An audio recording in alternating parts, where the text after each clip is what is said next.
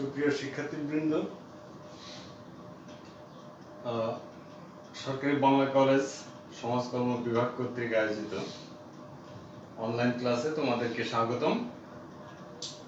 আজকে আমরা তোমাদের জন্য আলোচনা করব মাস্টার্স ফাইনাল ইয়ার, মাস্টার্স শেষ বর্ষের একটি গুরুত্বপূর্ণ ক্লাস। সেটি হচ্ছে social advance research and statistics. এই বিষয়টি নিয়ে আমরা আলোচনা করব। তো এর মধ্যে আমাদের একটি টপিক আছে ডেভেলপমেন্ট অফ স্টাডি প্রপোজাল, অর্থাৎ রিসার্চ প্রপোজাল কিভাবে লিখতে হয় বা কিভাবে করতে হয় সেটা সম্পর্কে আমরা আলোচনা করব। তো চলো আমরা আলোচনা করি আজকে how to right or how to develop study proposal or research proposal. তো তোমরা জানো যে একটি রিসার্চ প্রপোজাল লিখতে অনেক রকমের স্টাইল সারা বিশ্বে ফলো করা হয়। রিসার্চ প্রপোজালের অনেক স্টাইল আছে, অনেক নিয়ম কানুন আছে। এক এক গবেষক, এক এক দেশ, এক এক অঞ্চল এক এক রকমের স্টাইল ফলো করে। তো সবকিছু মিলে যে আমরা একটি ইউনিক বা একটি কমন যে প্রপোজাল লেখার পদ্ধতি, আমরা সেটা নিয়ে আলোচনা করব। আজকে আমাদের বিষয় মাস্টার্স শেষ পর্বের সামাজিক গবেষণা ও পরিসংখ্যানের, উচ্চতর সামাজিক গবেষণা ও পরিসংখ্যানের থেকে chapter 2 development of study proposal, অর্থাৎ কিভাবে আমি গবেষণা প্রস্তাবনা তৈরি করতে পারবো সে সম্পর্কে তোমাদের একটি ধারণা দেব। আমার কথা কি শোনা যায়? হ্যাঁ, শোনা যায়। ডেভেলপমেন্ট অফ স্টাডি প্রপোজাল, অর্থাৎ কিভাবে একটি সুন্দর গবেষণা প্রস্তাব আমরা তৈরি করতে পারি। যেহেতু পৃথিবীর বিভিন্ন দেশে বিভিন্ন রকমের স্টাইল ফলো করা হয়, তো আমরা সাধারণত যেটা কমন বা ইউনিক যে পদ্ধতি বা স্টাইলটা আছে আমরা সেটাই ফলো করব। চলো দেখি। প্রথমে আমার গবেষণা প্রস্তাবনার জন্য বা একটি গবেষণার জন্য আমার অবশ্যই একটি টাইটেল বা শিরোনাম থাকবে। অর্থাৎ এক নম্বর হচ্ছে আমার টাইটেল, অর্থাৎ রিসার্চ টাইটেল, রিসার্চ টাইটেল বা রিসার্চ প্রবলেম, এটা সম্পর্কে আমার একটা সুন্দর একটি শিরোনাম থাকবে। এখন শিরোনামটা কেমন হবে? শিরোনামটা হবে খুবই স্পষ্ট, খুব সংক্ষিপ্ত না, আবার অনেক বড় না, যেটা প্যারাগ্রাফের মতো হয়। এই ধরনের টাইটেল গ্রহণযোগ্য হবে। সাধারণত এক লাইনের মধ্যে অথবা এক লাইনের একটু বেশির মধ্যে স্পষ্ট সুনির্দিষ্ট আকারে তোমাকে একটি টাইটেল লিখতে হবে। যেমন ধরো, তুমি পাবলিক হেলথ নিয়ে কাজ করতে চাও, অথবা হেলথ ইন্স্যুরেন্স নিয়ে কাজ করতে চাও। কাদের উপরে? বাংলাদেশের গার্মেন্টস শ্রমিকদের উপরে।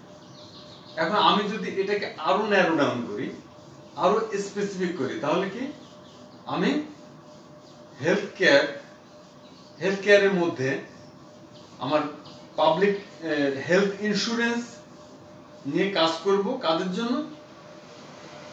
উইমেন ওয়ার্কার, গার্মেন্টসে যারা উইমেন বা নারী শ্রমিক আছে তাদের আমি হেলথ ইন্স্যুরেন্স নিয়ে কাজ করব। তাহলে এই ধরনের আমার একটি টাইটেল আমি নিতে পারি। তাহলে টাইটেলটা কেমন হবে? যে health insurance policy or health insurance in garments worker, women worker in Bangladesh, ready-made garment worker in Bangladesh। আমি এই ধরনের স্পেসিফিক ন্যারো ডাউন কৃত, বেশি ক্লামজি নয়, প্যারাগ্রাফ স্টাইলে নয়, খুবই সংক্ষিপ্ত, স্পষ্ট সুনির্দিষ্ট আকারের একটি শিরোনাম নেব, যেটা এক কথায় সবাই এটা বুঝতে পারে। তো আমার যখন টাইটেল নির্ধারণ হয়ে যাবে, তখন আমি আমার প্রপোজালে আমি সেকেন্ড ধাপে চলে যাব। আমার সেকেন্ড ধাপের মধ্যে কি আছে? সেকেন্ড ধাপের মধ্যে থাকবে একটি ইন্ট্রোডাকশন।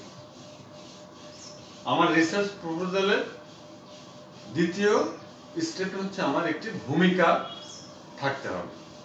সেই ভূমিকাটার মধ্যে আমার রিসার্চের সমস্ত ব্যাকগ্রাউন্ড চলে আসবে, অর্থাৎ তার পটভূমি কি, কি জন্য আমি আমার প্রস্তাবটা দিচ্ছি, কি সমস্যার কারণে, এর যৌক্তিকতা কোথায়, এর সম্ভাব্য ফলাফল কি হতে পারে, সমস্ত কিছু মিলে আমার একটি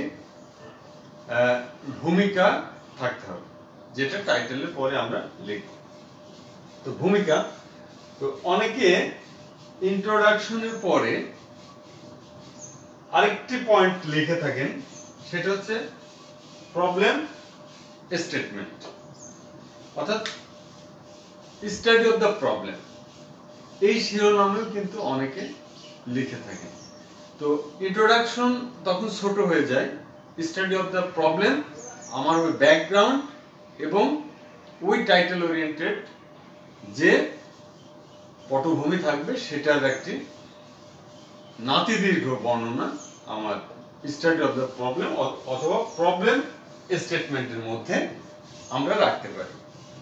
তো আমরা যখন ইন্ট্রোডাকশন শেষ করব, তখন আমরা চলে আসবো আমাদের পরবর্তী অংশ। পরবর্তী অংশটা কি? আমার একটি অবজেক্টিভস থাকতে হবে। আমি যখন রিসার্চ প্রপোজাল লিখব অথবা রিসার্চ করব, তখন আমার একটি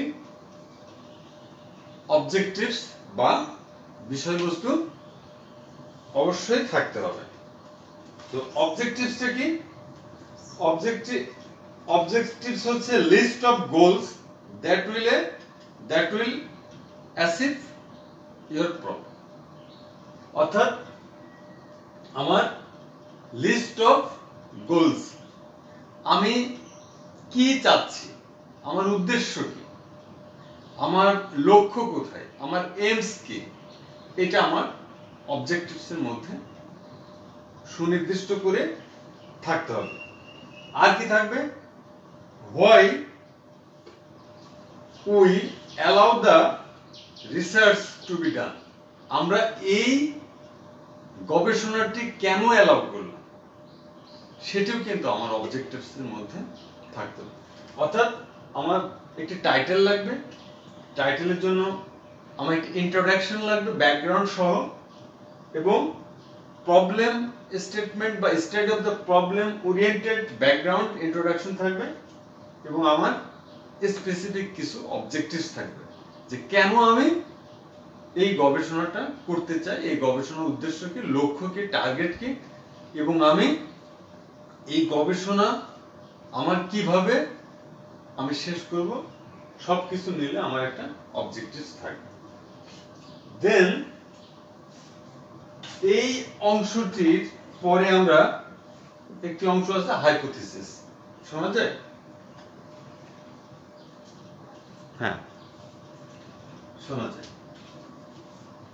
এর পরের অংশটি হচ্ছে আমার হাইপোথিসিস অফ দ্য স্টাডি, অর্থাৎ আমি হাইপোথিসিস করব, অর্থাৎ আমি একটি অনুকল্প করব, আমি একটি কল্পনা করব যে আমার এই গবেষণার ফলাফল কি হতে পারে, অথবা আমি যে ধ্যান ধারণা নিয়ে গবেষণায় করব, আমার চিন্তার সাথে, আমার কল্পনার সাথে আমার গবেষণাটি কি বা আমার কল্পনা কি, আমি কি চিন্তা করতেছি, সেই অংশটুকুকে বলা হয় হাইপোথিসিস।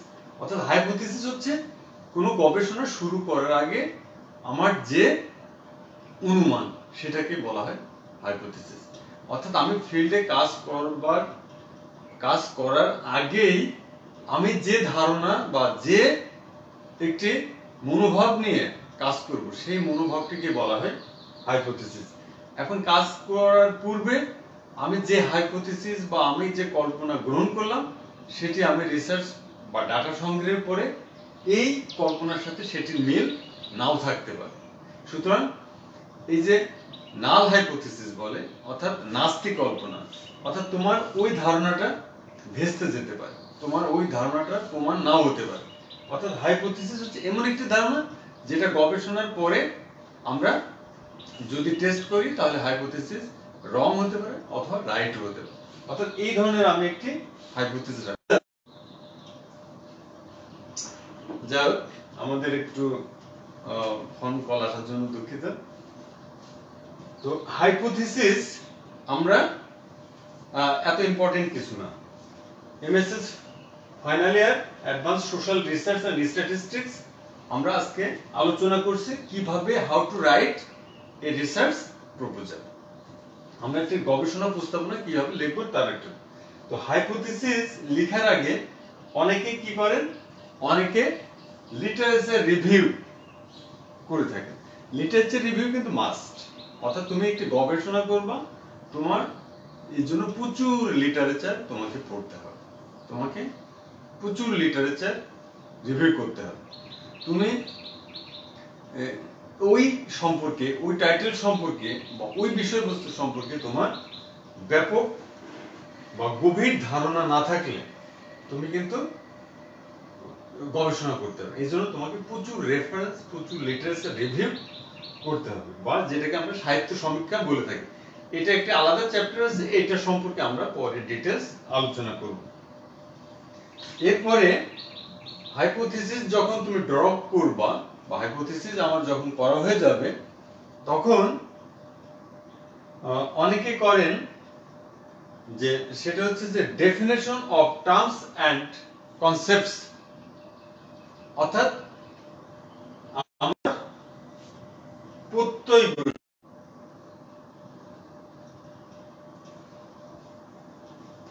তো আমি যে জিনিসটা তোমাদেরকে বলছিলাম যে আরেকটু আলোচনা করি, সেটি হচ্ছে যে হাইপোথিসিস।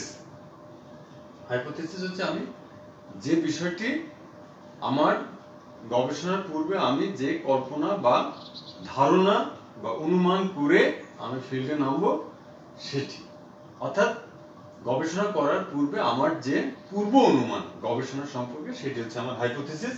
অর্থাৎ সেটি সত্য হতে পারে, আবার অসত্যও হতে পারে, অথবা সেটা প্রমাণ হতে পারে অথবা নাও হতে পারে, নাল হতে পারে অথবা অ্যাকসেপ্ট হতে পারে। তো এই হাইপোথিসিসের পরে আমি যেটি বলছিলাম সেটি হচ্ছে যে definition of terms and concept, অর্থাৎ আমার যে টাইটেল থাকবে সেই টাইটেলের শিরোনামগুলির প্রত্যেকটা কনসেপ্ট বা ভেরিয়েবলস থাকবে, সেইগুলির অবশ্যই আমার সংজ্ঞায়িত করতে হবে এবং সুনির্দিষ্ট করতে হবে। আমি আম বলতে কি বোঝাচ্ছি, মনে করো যে আমি মানে আম নিয়ে গবেষণা করছি, তাহলে এখানে আম বলতে কি বোঝাচ্ছে? আম বলতে কি রাজশাহীর আম, দিনাজপুরের আম, হাড়িভাঙ্গা আম, ফজলি আম, গোপালভোগ, ল্যাংড়া, আমি কি কোনটাকে বোঝাচ্ছি? সুতরাং আমার প্রত্যেকটি স্পষ্ট থাকতে হবে, প্রত্যেকটি কনসেপ্ট, আমার টাইটেলের কনসেপ্টগুলো আমার যে পরবর্তী গবেষক থাকবে বা যারা স্টেক হোল্ডার থাকবে তাদের সামনে আমার অবশ্যই সুনির্দিষ্ট করতে হবে। এরপরে চলে আসো মেথোডোলজি। এটি হচ্ছে খুবই ইম্পর্টেন্ট এবং গুরুত্বপূর্ণ একটি বিষয়। আমার সোশ্যাল রিসার্চ অ্যান্ড স্ট্যাটিস্টিক্স আমার যে ডেভেলপমেন্ট অফ স্টাডি প্রবলেম, আমার যে স্টাডি প্রপোজাল, অর্থাৎ আমি যে গবেষণা প্রস্তাবনা করব তার মধ্যে মেথোডোলজিটা খুবই ইম্পর্টেন্ট। অর্থাৎ আমি কোন মেথডে আমার গবেষণাটা চালিয়ে নেব, সেই মেথড এবং পদ্ধতির কৌশল, এই জিনিসগুলোই হচ্ছে একবারে আমার সামষ্টিকভাবে মেথোডোলজি বলা হয়। অর্থাৎ কোন মেথড, অর্থাৎ মেথড হচ্ছে আমার একটি গাইডলাইন, যে গাইডলাইন আমাকে রিসার্চের সফলতার জন্য বা রিসার্চ শেষ করতে আমার শুরু থেকে শেষ পর্যন্ত গাইড করবে। এটাকে আমরা বলছি মেথোডোলজি। তো মেথোডোলজি হচ্ছে কোন পদ্ধতিতে হবে? তোমার সার্ভে পদ্ধতিতে হবে, তোমার অবজারভেশন মেথডে হবে, ফোকাস গ্রুপ ডিসকাশনে হবে, তুমি কোন পদ্ধতিতে তুমি মেথডটা করবে, বা কন্টেন্ট অ্যানালিসিস আমি কোন পদ্ধতি ফলো করব, সেই একটি পদ্ধতি আমাকে বেছে নিতে, অথবা মিক্স মেথডেও কিন্তু আমি কাজ করতে হবে। অনেকগুলি মেথডের সমন্বয়েও কিন্তু আমি আমার গবেষণা চালিয়ে নিতে পারবো। এটাকে বলা হয় মিক্স মেথড বা মিশ্র পদ্ধতি। তো মেথোডোলজির মধ্যে আমাদের কয়েকটি বিষয় থাকবে। মেথোডোলজি অনেকগুলি কৌশল, টেকনিক বা পদ্ধতির সমষ্টিকে একসাথে আমরা মেথোডোলজি বলবো। এই মেথোডোলজির মধ্যে একটা থাকবে এরিয়া অফ স্টাডি, অর্থাৎ তুমি কোন এরিয়াতে কাজ করো, কি বিষয় নিয়ে কাজ করো, তাই না? এটা হচ্ছে আমার এরিয়া, আমার গবেষণার এরিয়াটা কত দূর। আমি গবেষণাটাকে বিভাগে করব, বিভাগ থেকে জেলা, জেলা থেকে ইউনিয়ন, ইউনিয়ন থেকে একটি গ্রাম, ওই গ্রামে আমার সুনির্দিষ্ট করতে হবে। অর্থাৎ আমি মনে করো জানতে চাই যে আমি কিসের উপরে কাজ করব, আমি নারীদের উপরে কাজ করব, আমি শিশুদের উপরে কাজ করব, আমি মহিলাদের উপরে কাজ করব, আমি কৃষির উপরে কাজ করব, শ্রমিকদের উপরে কাজ করব। এই বিষয়গুলো হচ্ছে আমার এরিয়া, অর্থাৎ আমার গবেষণার এরিয়াটা বা ওয়াইডনেসটা কতদূর, এটা হচ্ছে আমার এরিয়া অফ স্টাডি। মেথোডোলজির মধ্যে আরেকটি বিষয় আছে, সেটি হচ্ছে source of data, source of data.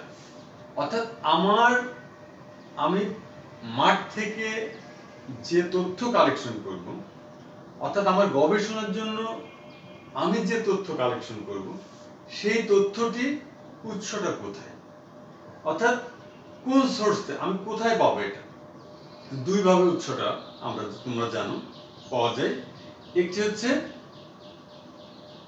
একটি হচ্ছে আমার প্রাইমারি সোর্স, আরেকটি হচ্ছে আমার সেকেন্ডারি সোর্স। একটি হচ্ছে মুখ্য উৎস, আরেকটি হচ্ছে গৌণ উৎস। তো প্রাইমারি সোর্সটা কি?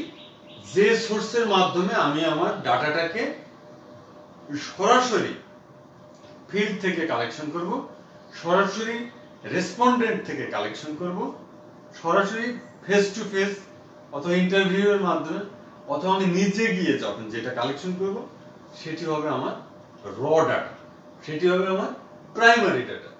আর যেটি আমি বই থেকে, জার্নাল থেকে, ডকুমেন্টেশন থেকে, রেডিও থেকে, টিভি থেকে, মিডিয়া থেকে, মানুষের মুখ থেকে, অন্যভাবে যখন আমি এটি কালেকশন করব, যে তথ্যগুলো আমার আছে, সমাজে আছে, বিভিন্ন ডকুমেন্টসের মধ্যে আছে, পেপার, পত্রিকা, জার্নাল, সেগুলিকে বলা হয় সেকেন্ডারি সোর্স বা গৌণ ডাটা।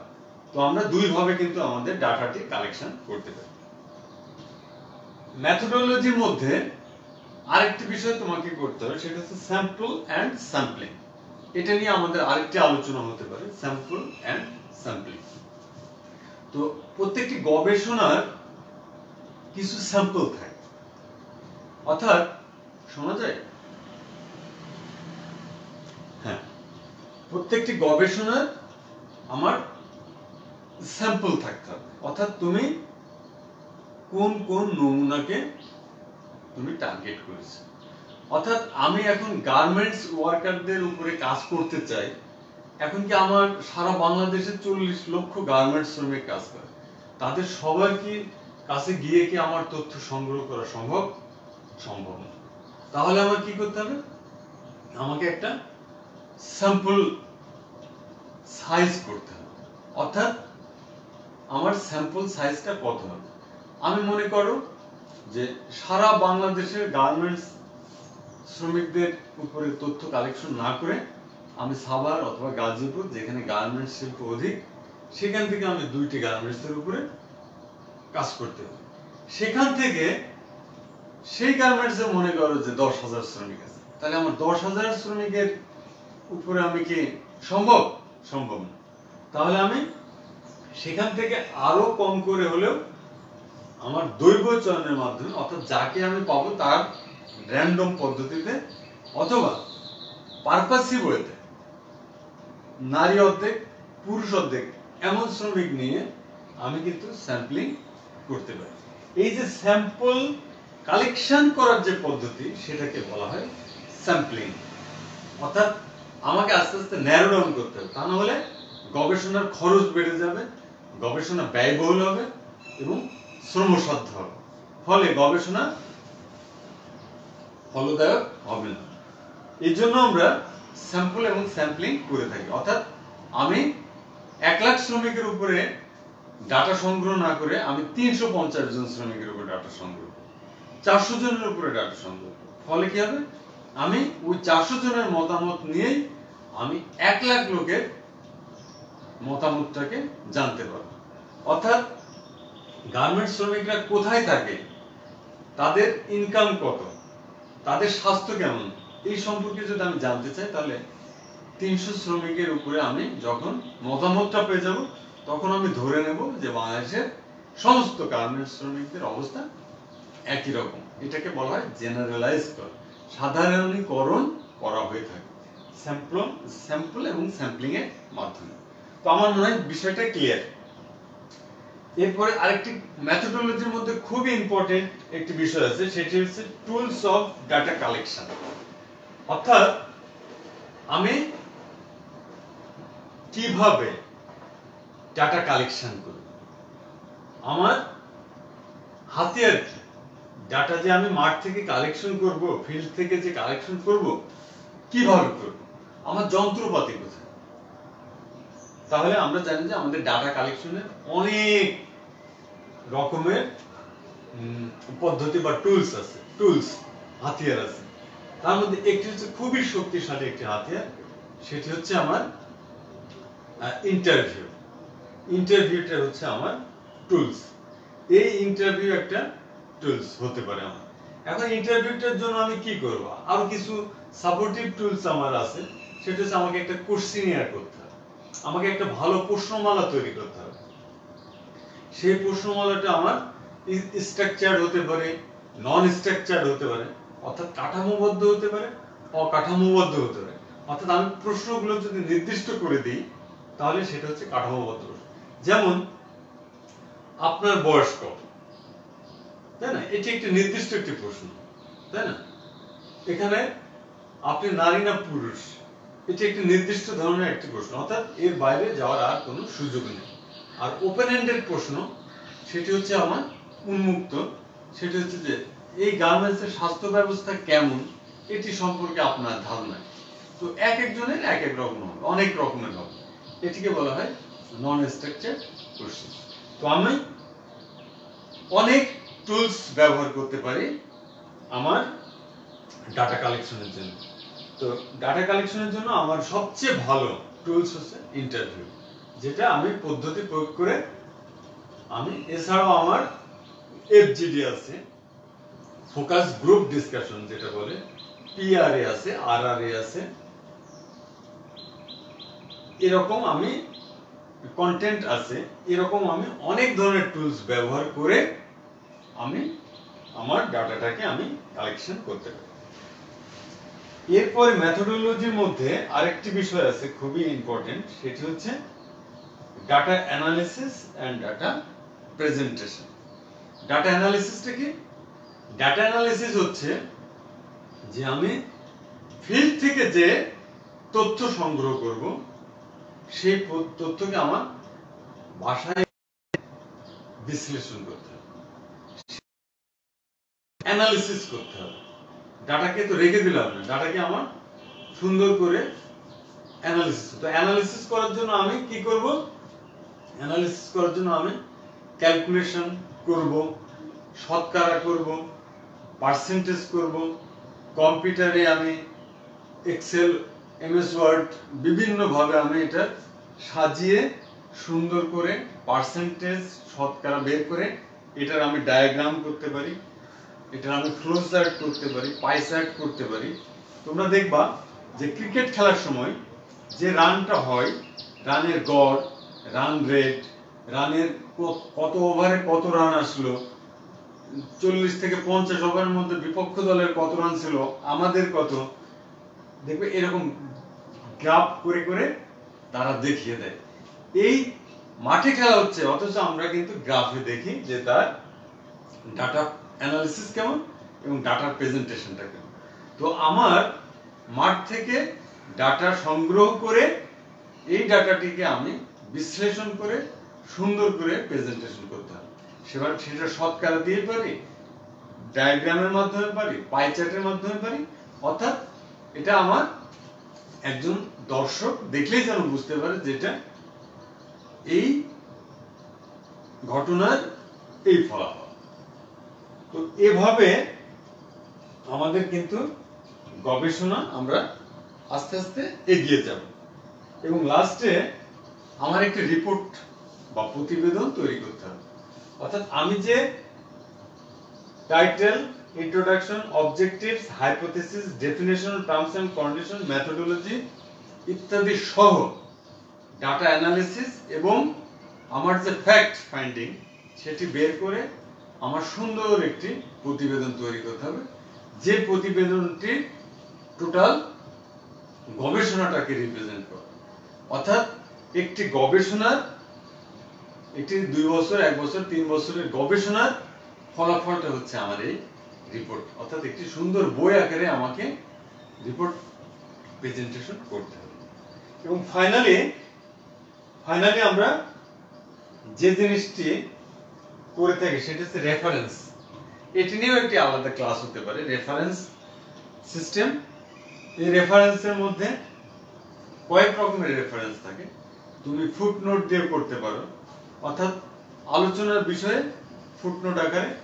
আর আমার যে বই আমি রিভিউ করেছি, আমি যে জার্নাল পড়েছি, আমি যে পেপার পড়েছি, আমি যে ডকুমেন্টেশন পড়েছি, সেই অংশগুলিকে আমি রেফারেন্স আকারে বা বিব্লিওগ্রাফি আকারে দিতে পারি। অর্থাৎ গ্রন্থপুঞ্জি এবং কোন এই গবেষণাটি করতে গিয়ে আমি কোন কোন বইয়ের কোন কোন রেফারেন্স, কোন কোন লাইব্রেরির ধারণা পেলাম, সেটা আমার রেফারেন্সের মধ্যে সুন্দর করে চলে আসবে। এবং ফাইনালি আমাকে যেহেতু একটি গবেষণা প্রস্তাব এবং গবেষণাটি বাস্তবায়ন করতে গেলে আমার অবশ্যই টাইম ফ্রেম থাকতে হবে, বাজেট থাকতে হবে। ফলে এই জিনিসটিও কিন্তু লাস্টে উল্লেখ করতে হবে। অর্থাৎ গবেষণায় কতটুকু সময় খরচ হবে, কতজন লোকবল লাগবে, তারপরে আমার কত টাকা লাগবে, সেটি আমার একটি টেন্টেটিভ গবেষক যে প্রতিষ্ঠান বা ব্যক্তির কাছে তার এই রিসার্চ প্রস্তাবটি উপস্থাপন করবেন তিনি একটি ধারণা দেবেন যে এই সময়ের মধ্যে আমার এই টাকায় এই গবেষণাটি হবে। তো এভাবে আমরা title, introduction, objectives, hypothesis, definition, methodology, আবার অনেকে বলে থাকে ডাটা স্টেটমেন্ট, লিটারেচার রিভিউ এবং রেফারেন্সের মাধ্যমে আমার একটি সমস্ত A to Z একটি গবেষণা এভাবে শেষ হয়ে যাবে। তো সুপ্রিয় শিক্ষার্থীবৃন্দ, আশা করি তোমাদের ভালো লেগেছে। মাস্টার্স শেষ পর্বে advance social research and statistics এই ক্লাসটি অনার্সে যারা পড়ো তাদের জন্য কাজে লাগবে। এই ক্লাসটি মাস্টার্স প্রিলিমিনারিতে যারা আছো, মাস্টার্স প্রথম পর্বের যারা ছাত্র, তাদের জন্য খুবই আশাব্যঞ্জক এবং তাদের জন্য এটি কাজে লাগবে। তো তোমরা এই 3টি গ্রুপ, অনার্স 4th ইয়ার, মাস্টার্স ফাইনাল ইয়ার এবং মাস্টার্স প্রথম বর্ষের ছাত্রছাত্রীরা, তোমরা এই বিষয়টি বা এই লেকচারটি যদি ফলো করো তাহলে আশা করি কিছুটা হলেও তোমাদের উপকারে লাগবে। তো আমাদের এই অনলাইন ক্লাসটি চলছে, আশা করি সামনে আরো সুন্দরভাবে চলবে এবং তোমরা আমাদের সাথে থাকবে, তোমরা আমাদেরকে সহযোগিতা করবে, এই কামনা করে আজকের মতো শেষ করছি। আল্লাহ হাফেজ।